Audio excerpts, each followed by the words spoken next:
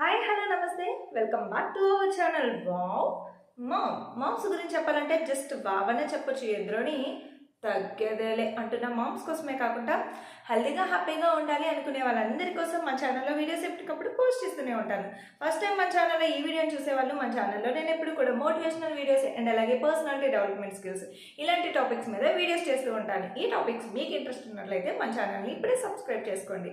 And అలాగే ఈ వీడియోని ఎక్కడ స్కిప్ చేయకుండా ఎండింగ్ వరకు చూసిన తర్వాత వీడియో నచ్చితే లైక్, ఇంకొంతమందికి హెల్ప్ అనుకుంటే షేర్ కూడా చేసేయండి. ముందుగా అందరికీ కూడా హ్యాపీ ఉమెన్స్ డే అండి. సో ఉమెన్స్ డే సందర్భంగా హౌస్ వైఫ్స్కి ముఖ్యంగా నేను ఒక వీడియో, మోటివేషనల్ వీడియో మీతో షేర్ చేసుకోవాలనుకుంటున్నాను.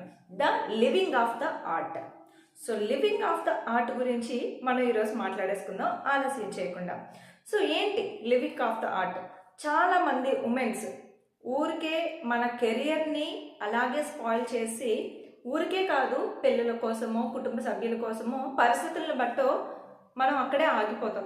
సో కాలం గడిచిపోతుంది, పిల్లలు ఎదిగిపోతారు, వాళ్ళ పనులు చూసుకుంటారు. సో మనం ఖాళీగా మిగిలిపోతాం, ఏమీ చేయలేక అలాగే ఉండిపోతాం. ఎంతో కృషి చేసి చదువుకొని ఒక డిగ్రీ చేసి ఒక బీటెక్ చేసి మీకు ఏదైతే ఇష్టమో మీ లైఫ్లో అది కష్టపడి చదువుకొని ఒక అలాగే ఉమెన్లా నార్మల్ హౌస్ వైఫ్ లాగా మనం ఉండిపోవడం అనేది కరెక్ట్ కాదు. మరి ఏం చేయాలి? ఇన్ని రోజుల్లో నేను టైం వేస్ట్ చేసేసాను కదా, నాకు ఎలాంటి ఎక్స్పీరియన్స్ లేదు, మరి నేను నెక్స్ట్ ఏం చేయాలి అని మనం అనుకుంటూ ఉంటాము. అండ్ అలాగే ఒక్కొక్కసారి మనలో ఒక బుద్ధి అనేది ఎలా ఉంటుంది అని అంటే, నేను ఇంతే, నేను వేస్ట్ ఫెలోని, నేను ఒక హౌస్ వైఫ్గా ఉండిపోయాను అని ఉంటుంది. సో జనరల్గా హౌస్ వైఫ్ అంటే అందరికీ కూడా చులకనే.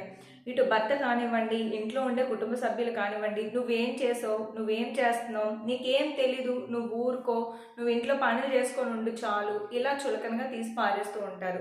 ఎలాంటి గౌరవం కూడా ఉండదు. చాలామంది ఇళ్లలో ఇలాగే జరుగుతుంది. అఫ్ కోర్స్ ఇప్పుడున్న ఈ సమాజంలో వర్క్ చేస్తున్న వాళ్ళని కూడా ఇంకా కించపరిచే వాళ్ళు చాలామందే ఉన్నారు.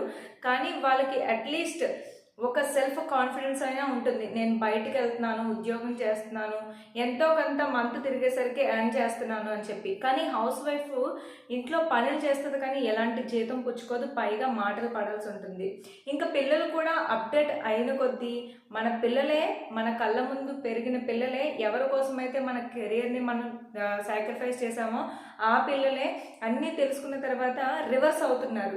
ముఖ్యంగా మదర్ని నీకేం తెలియదమ్మా ఊరుకో అని ఈజీగా అనేస్తుంటున్నారు చాలామంది. నాకు ఈ మధ్య ఒక కామెంట్ కూడా వచ్చింది, పిల్లలు ఎదురిస్తున్నారు మేడం, ఎలా, ఏం చేయాలి?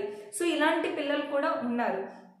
కాబట్టి మన కెరియర్ని ఒక చోట మనం ఆపేసాం, కానీ దాన్ని అలాగే కొనసాగించకూడదు. మనం ఒక కేవలం హౌస్ వైఫ్గా కాకుండా నేను ఏదో చేస్తాను అని చెప్పి మనం అనుకోవాలి. సో అదే ఆర్ట్ ఆఫ్ లివింగ్. జనరల్గా ఏంటి అని అంటే ప్రతి ఒక్కరికి ఒక టాలెంట్ అనేది ఉంటుంది. సో కొంతమంది పాటలు బాగా పాడతారు, కొంతమంది వంటలు బాగా చేస్తారు, కొంతమంది డ్రాయింగ్ బాగా వేస్తారు, కొంతమంది డ్యాన్స్ బాగా వేస్తారు. సో వీళ్ళందరికీ కూడా ఒక కళ అనేది ఉంది, ఆ కళని బయట పెట్టారు, ఆ కళతోనే జీవిస్తున్నారు. ఎస్, మనం కూడా అదే చేయాలి, the living of art. So మనలో ఉండే కళని గుర్తించి ఆ కళతోనే మనం బ్రతకగలగాలి. మన కళ ఏంటి?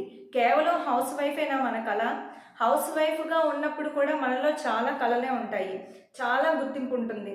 సో మన యొక్క టాలెంట్ని మనం బయట పెట్టి దాంతో జీవించడం మనం మొదలు పెట్టాలి. అప్పుడు మనం చాలా హ్యాపీగా ఉండగలుగుతాము. నేను ఇంతే, నేను ఇలాగే ఉండిపోతాను, నాకేమీ చేత కాదు, ఎప్పుడో ఉద్యోగం చేశాను, ఇప్పుడు ఆ ఎక్స్పీరియన్స్ పనికిరాదు అనే ముద్ర మనం వేసుకోవద్దు. సో మనకంటూ ఒక స్పెషల్ ఉంది, మనకంటూ ఒక టాలెంట్ ఉంది, ఆ టాలెంట్ని బయటకు తీద్దాం, దాన్ని బాగా సానపెడదాం. సో దాంట్లో ఇంకా ఇంప్రూవ్ అవుదాం, ఇంకా నేర్చుకుందాం, ఇంకా ముందడుగులు వేద్దాం. సో ఏదైతే మీలో ఉందో ఒక కళ, ఆ కళని బయటకు తీసి ఆ కళతో పాటుగా జీవించండి. ఆ కళతో పాటుగా మనం జీవించడం నేర్చుకుంటే కనుక మనం నార్మల్ హౌస్ వైఫ్ కాకుండా ఒక బెస్ట్ ఉమెన్గా మనం మిగిలిపోతాం.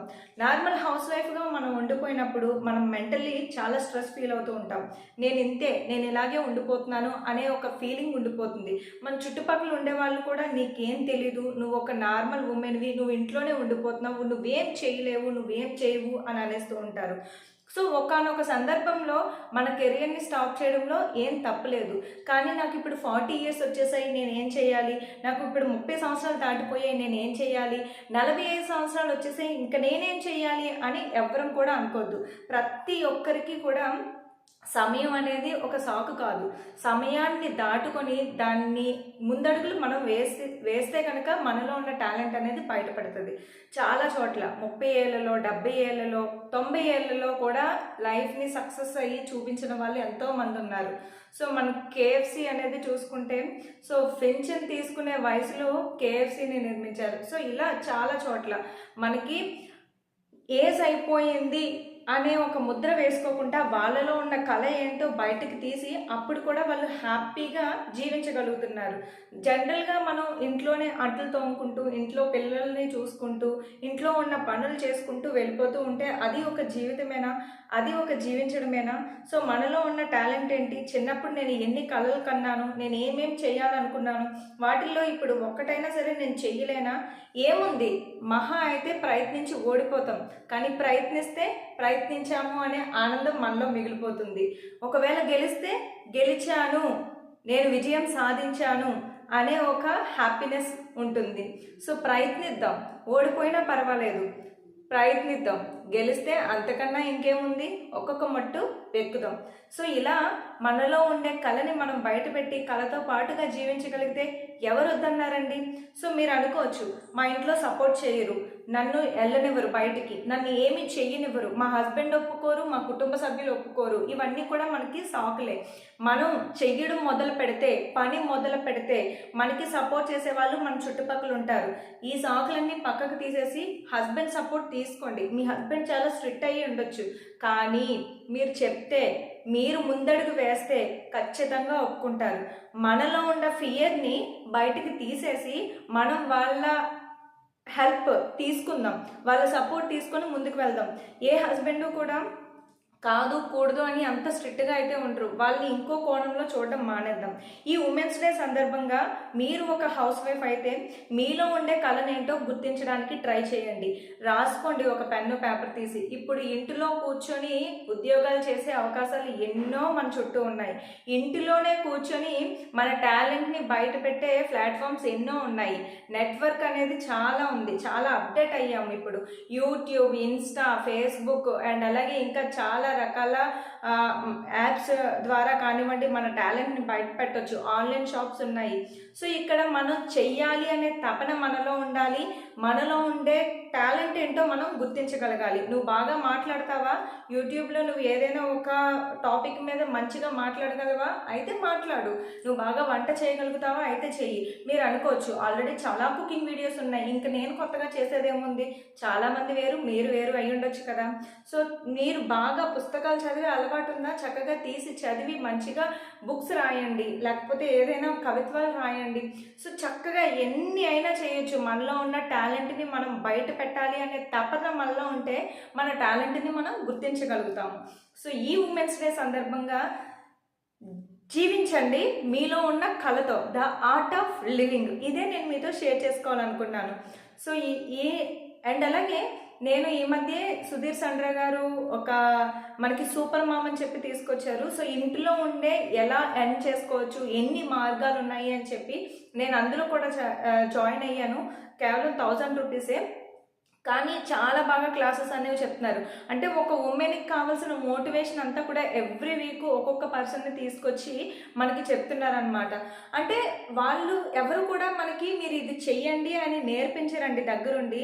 కాకపోతే ఎన్ని మార్గాలు ఉన్నాయో ఎవరైనా చెప్పగలుగుతారు.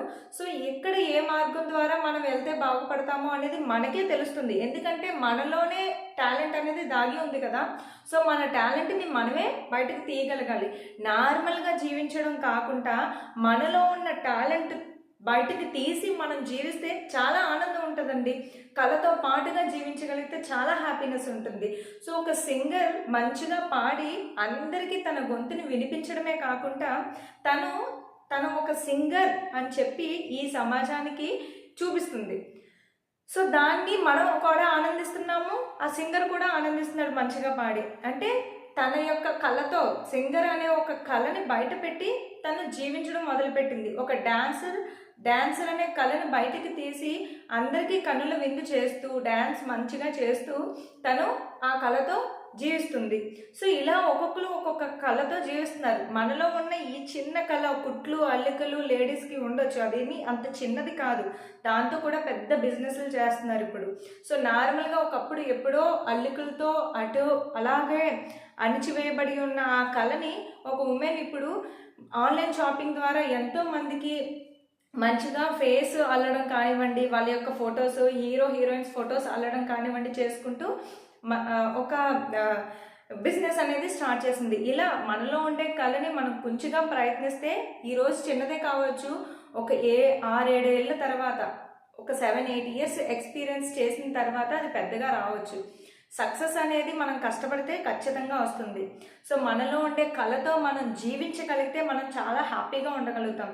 ఎక్కువ మంది ఉమెన్స్కి హార్ట్ అటాక్స్ రావడం కానివ్వండి, క్యాన్సర్ రావడం కానివ్వండి, డిప్రెషన్ రావడం ఇలాంటివన్నీ రావడం కానివ్వండి ఎందుకు వస్తున్నాయి అని అంటే వాళ్ళు ఇంట్లోనే ఉండిపోయి ఒక స్ట్రెస్ ఫీల్ అయ్యి బయట ప్రపంచాన్ని చూడకుండా వాళ్ళలో వాళ్ళే బాధ పెట్టేసుకొని నేనేం చేయలేకపోతున్నాను అనే ఒక బాధతో కృంగిపోవడం వల్లే మనకి జబ్బులు అనేవి ఎక్కువైపోతున్నాయి అనమాట.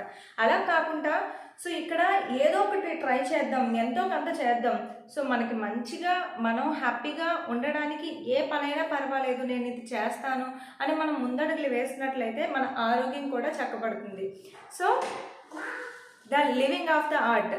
సో దీన్ని మీరు మీ యొక్క టాలెంట్ని గుర్తించి మీరు దాన్ని బయట పెట్టి ఈ ఉమెన్స్ డే సందర్భంగా మీ టాలెంట్తో పాటు మీరు ముందుకెళ్తారని ఆశిస్తూ మీ వావ్ మామ్. అందరికీ కూడా మరొకసారి హ్యాపీ ఉమెన్స్ డే. ఈ వీడియో మీకు నచ్చితే లైక్ చేయండి, మీ అమూల్యమైన చదువుతో ఒక కామెంట్ కూడా ఇవ్వండి. అండ్ అలాగే ఎలాంటి వీడియోస్ చేయాలి మన ఛానల్లో అనే మీరు ఒక కామెంట్ ఇస్తే నాకు ఇంకా ఇంకా మోటివేషన్గా ఉంటుంది. సో మరొక మంచి వీడియోతో మళ్ళీ కలుద్దాం. అంతవరకు ఉంటాను మరి, సెలవు, బాయ్ బాయ్.